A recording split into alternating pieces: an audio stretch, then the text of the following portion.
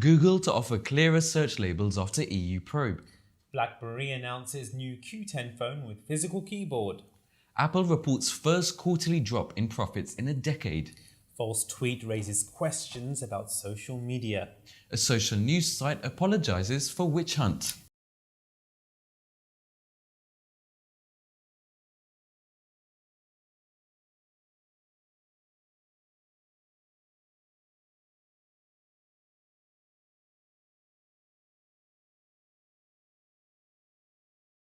Assalamu alaikum and welcome to another edition of Insight. Now we're going to start with the latest news from Google. Now there's been an EU commission looking into Google searches to find out if it's really fair. And what they've come up with is the fact that Google has to change the way it shows its search results.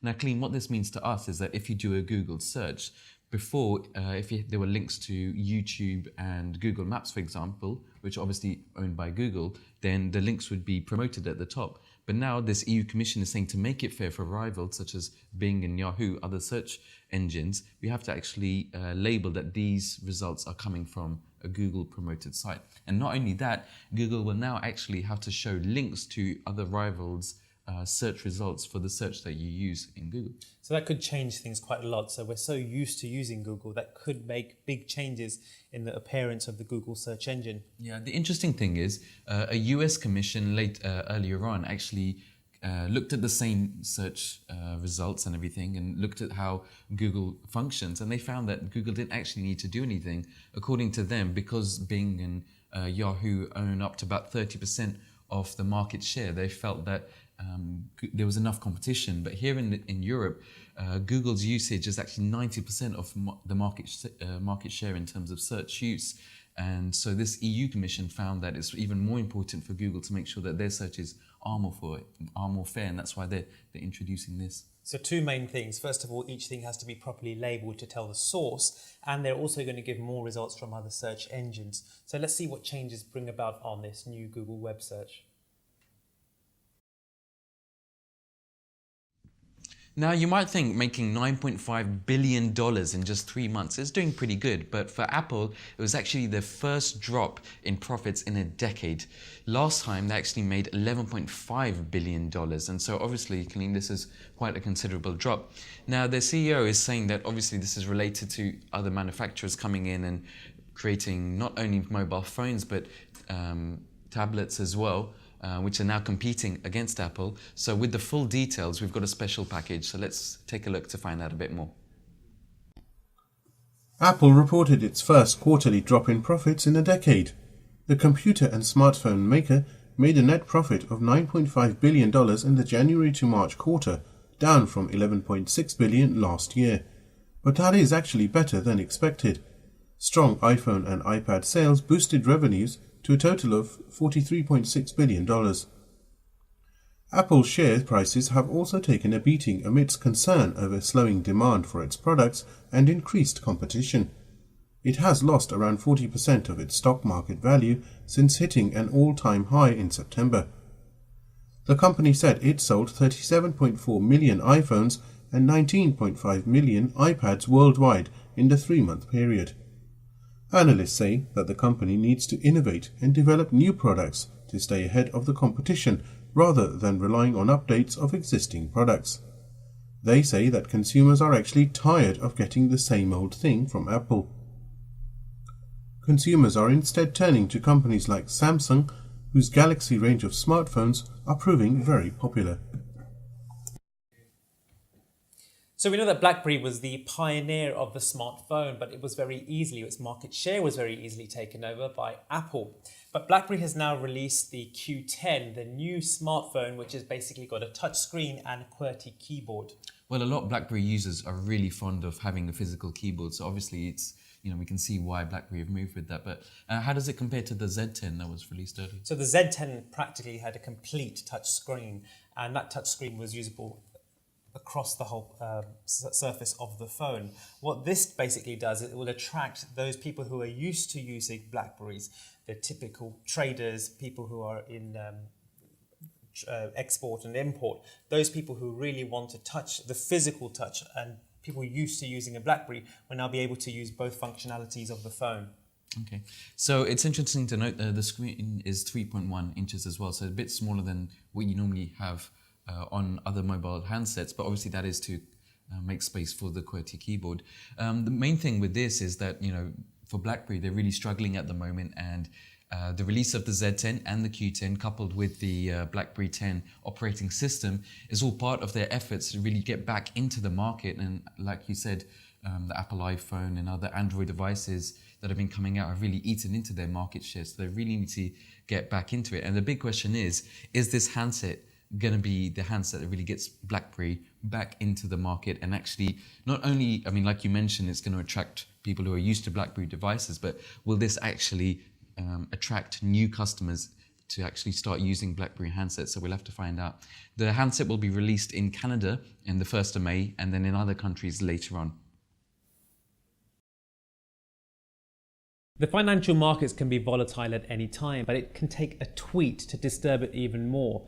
Very recently in April, 140 billion US dollars were wiped off the value of the financial markets in the United States due to a false tweet about the White House. Now, we have to say this was only a temporary loss in the value, but it just goes to show that a lot of people take tweets so seriously that they're willing to change potential financial markets on it. Now, the tweet was actually sent from the Associated Press's official Twitter account, so for a lot of people, they did think it was quite a good source. But having said that, it was because the account was hacked. Now, it was actually a Syrian hacking group that took responsibility for this, and they sent a tweet that there had been explosions at the White House and that the president was actually injured in that. Now, because of that, a lot of people then, like you said, it had a direct effect on the stock market, and it was $140 billion that was temporarily wiped off. Yeah, it happened very quickly, but the effects were seen quite rapidly on the markets. It raises the questions as to the reliability and the dependence on tweets and it causing such damage to the financial markets. Yep, and it's something for everyone to be aware of whenever you're using the internet or social media, or even just in real life as well. Whenever you hear a rumor or something, it's always good to try and find out, dig a bit deeper, because like we said, it could have huge results. Perhaps this will be the start of something new. Maybe some new strategy will be developed in the financial markets to test information before it comes into the floor. Now, staying on the topic of social media, the social news site Reddit has had to apologize a week after the Boston Marathon bombings for the potential witch hunt that we saw on the site. Now, its coverage of the finding the Boston bombers led to a lot of people just posting up threads which unfortunately wrongly named several people as potential suspects. Now, it's one thing that we mentioned in the previous story as well about believing everything that you see online, and unfortunately, especially at this time when such a horrific event took place, there's so many posts being put on and there's a huge flood of information that even 24-hour news channels as well have to really sift through it and find out what the real truth is. So unfortunately what happened was that a lot of people were sifting through all of these photos and videos online and putting up photos of people who potentially could have been suspects, and like as we saw, 90% of them were completely wrong. Yeah, we can see that the website has a responsibility because so many people are out there and many of them are irresponsible. It takes one mistake of identifying the wrong person and it can make life hell for the family. And that's exactly what happened here. We had one person who was actually missing for some time, an Indian or an Asian university student, and their whole family was harassed by multiple emails, phone calls, their home was surrounded by people, and this all as a result of a false story on a news website. And the tragic thing was his body was later found in a canal as well. So not only did the family have to go through that, but also the false allegations that were posted up on Reddit. It wasn't all bad news. I mean, Reddit did help in some ways with the emergency services who were helping with the Boston aftermath. They actually arranged for pizzas, etc., for people in the security forces and the police. But this still does raise eyebrows as to what the responsibilities a website has in terms of the information it passes out to people viewing the internet around the world. Yep, it's got huge implications for the whole social media. We know that technology is changing all the time. For our next story, let's go to a special report. LG launched its curved OLED television sets in Australia, with delivery set to begin this month. LG becomes the first to offer a curved television to the public. The company says the curved screen increases the sense of immersion in the media. OLED stands for Organic Light Emitting Diode Television. The technology is based on carbon-based materials that convert electricity into light. While LCD screens need a backlight to illuminate their crystals, OLED does not need a separate light source. The use of the diodes allows screens to be made thinner and more flexible than before. The screen is only 4.3 millimeters thick and weighs 17 kilograms. The screen deflects 15 degrees forward at the sides. The TVs are also more energy efficient than ever before. The curved TV screen was first unveiled in January in the USA, priced at 13,000 Australian dollars. Analysts say that while LG gets bragging rights, demand for the curved TV would be limited. Samsung Electronics also showed off a curved OLED TV prototype at the Consumer Electronics Show in January, but has not announced a release date. So E. coli or Escherichia coli is a bacteria commonly known to be associated with food poisoning. It's a bacteria that's normally found in the gut, but now what's happened is that it's being used to produce biofuels. What essentially happens is that the bug uses sugars to help produce fats to be used in the cell membrane to actually help protect the cell. But what's been happening is that scientists have used the same Escherichia coli and genetically modified it to help produce an oil, and that oil will be utilized to help produce biofuels. Now, the interesting thing here is that the biodiesel produced is almost identical to diesel, and it's also carbon neutral. So we could be looking at having a fuel that would reduce the amount of carbon that we emit into the air. Not only that, but there's so many cars and other engines as well that actually run on diesel, and with this they wouldn't have to be converted to be able to run on this new biodiesel. So not only will you be producing less carbon from your emissions, but you won't have to pay extra amount to change your car or your engine for your other device to actually be able to run on this biofuel. So all in all, it's a fantastic thing. The only problem is that it's only in the test stages, and the amounts of biofuel actually produced have really been quite tiny. So it's not at a scale where you can actually see petrol being replaced by this new biofuel, but it is a start in the right direction. So a new rocket has blasted off from a Virginia launch pad. What's special about this rocket? It's been a new venture between NASA and a private firm. Let's have a look. A privately owned rocket built in partnership with NASA to haul cargo to the International Space Station blasted off in late April for a debut test flight from a new commercial spaceport in Virginia. The 13-story Antares rocket, developed and flown by Orbital Sciences Corporation, lifted off at 5 p.m. EDT from a Virginia-owned and operated launch pad at NASA's Wallops Flight Facility on Wallops Island, Virginia. 10 minutes later, the rocket deposited its payload, a 8,380-pound dummy capsule, into an orbit 158 miles above the planet, fulfilling the primary goal of the test flight. Orbital Sciences and privately owned Space Exploration Technologies, or SpaceX, hold NASA contracts worth a combined $3.5 billion to fly cargo to the space station, a $100 billion research outpost that flies about 250 miles above Earth.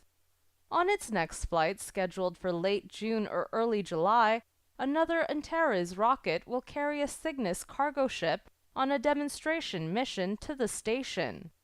California-based SpaceX completed 3 test flights and last year began delivering cargo to the station under its $1.6 billion contract. The debut of Orbital Sciences' Antares rocket was delayed by the construction of its launch pad. NASA has flown thousands of smaller suborbital rockets, high-altitude balloons, and research aircraft from Wallops over the past 68 years. Now, staying on the topic of space, an unpiloted spacecraft, the Progress 51, has arrived at the International Space Station.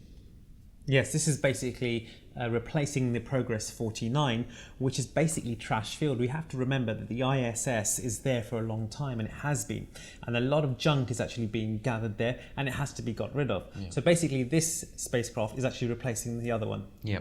Now, they've bought up to 3,000 spare parts and also supplies for all the astronauts who are there at the International Space Station. 3,000 pounds of spare parts, experimental hardware, and so many other things have been launched in this from the Baikonur Cosmodrome in Kazakhstan for a 2-day trip. So it takes that long to actually reach the ISS outpost. Now, for our next story, we're going to go to our correspondent for a special video report. Virgin Galactic's passenger spacecraft Spaceship Two completed its first rocket-powered flight on the morning of April 29th above the Mojave Desert in California.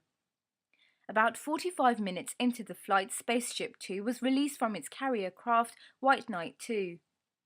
Ignition of the rocket motor was triggered, carrying Spaceship Two to a maximum altitude of 56,000 feet.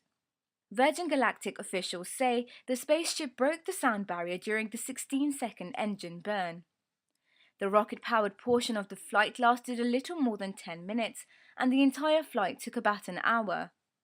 The flight was not a space flight.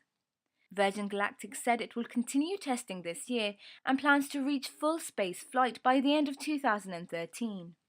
The 6-passenger and 2-pilot spacecraft is based on the prototype Spaceship One. More than 500 would-be space tourists have already signed up to take short flights that would involve several minutes of weightlessness, with ticket prices at $200,000 apiece. Now, unfortunately, that's all the time that we have for in this episode of Insight, but inshallah we'll be back in a couple of weeks with more technology news and reviews. Yeah, we hope you are enjoying Insight, and we want to hear what you think about the stories and products we've talked about today. Also, tell us what you would like to see on this program. Send us your comments to insight@mta.tv and we'll share them on our next show. For the latest technology news, don't forget you can follow us on Twitter @InsightMTA. Thanks for joining us, and Assalamu alaikum.